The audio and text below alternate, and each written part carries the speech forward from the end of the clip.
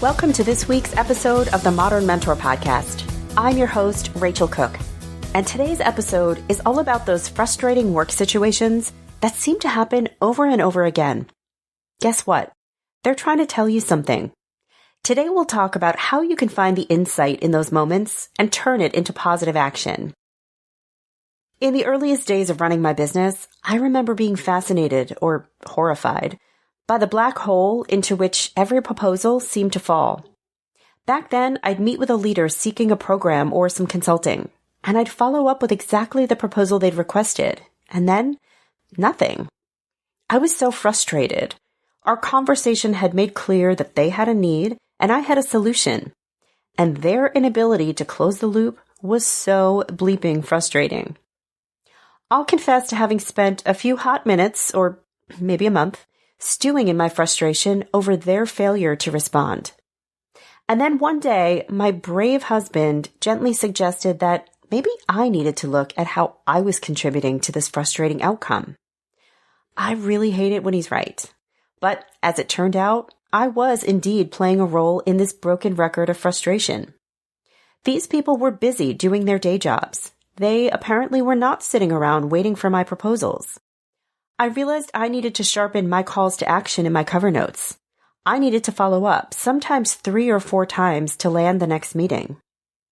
But this reflection was a game changer for me.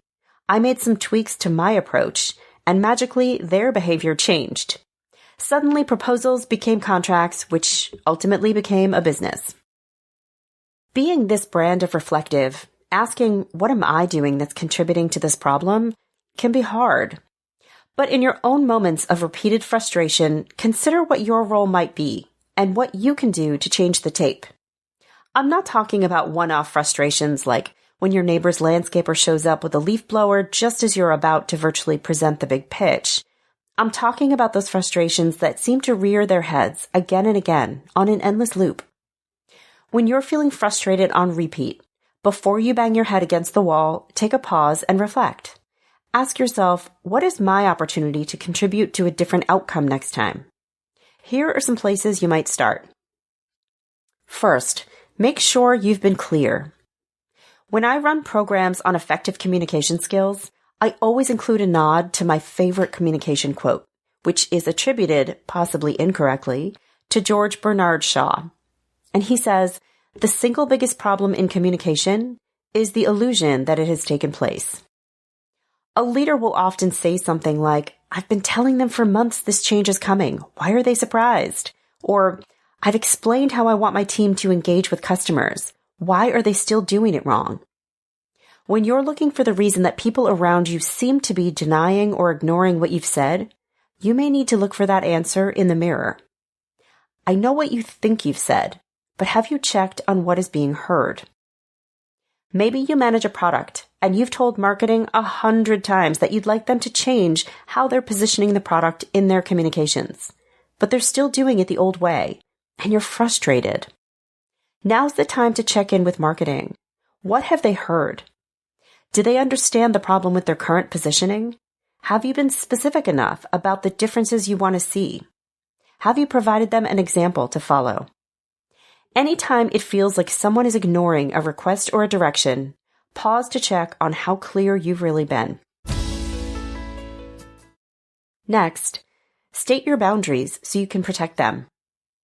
Your boss tends to call you most days around noon, or you're finding yourself in too many 7 a.m. meetings, or you keep getting put onto committees that are doing important things, but you're totally overwhelmed, and you're really frustrated. Doesn't your boss know that noon is when you're feeding your little homeschooler's lunch? Don't your colleagues realize that 7 a.m. is your only quiet hour which you like to use for reading or meditating or exercising? Don't they know you have zero bandwidth for another committee? In short, no, they don't. And you've got to tell them. You need to state a boundary and hold people accountable to honoring it. Your boss just wants to see how you're doing, and he figured noon was convenient because meetings aren't usually happening.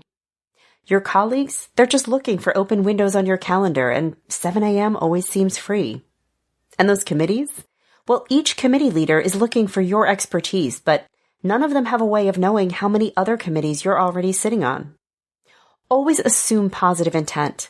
No one is trying to inconvenience or overwhelm you. But let people know what works for you and hold them accountable while also being flexible. Your boss needs to know that noon isn't great, but in an emergency, you'll pick up the phone if he calls.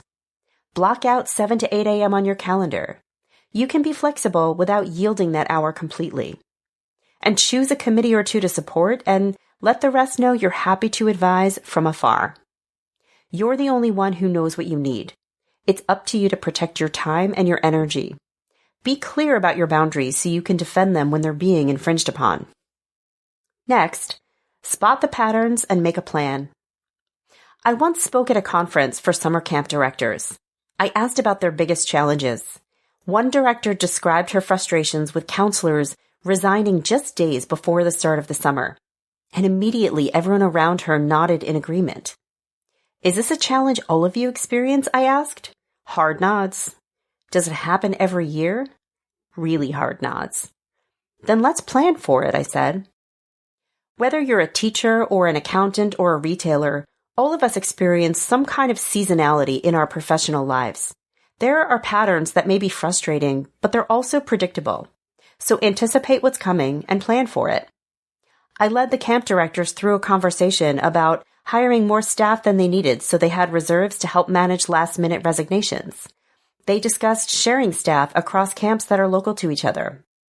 By spotting the pattern and planning for it, the camp directors were able to come to even more proactive solutions to their problem. So now it's your turn. What frustrating things happen like clockwork for you? In a season, at a time of day, or even after every big pitch or product launch?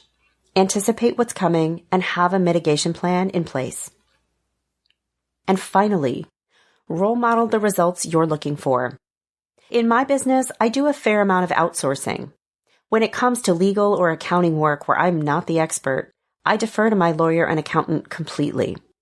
But sometimes I outsource the stuff that I could do myself, things like developing slides or delivering a program, because I want to make sure I'm spending my energy on the big ticket items. And I know exactly how I want those outsourced projects to be done. In my early days, I would do my best to give clear direction, but when something wasn't done exactly as I wanted it, I would get frustrated with the other person. I finally realized I needed to teach by showing and not telling. I started sharing samples of slide decks I liked.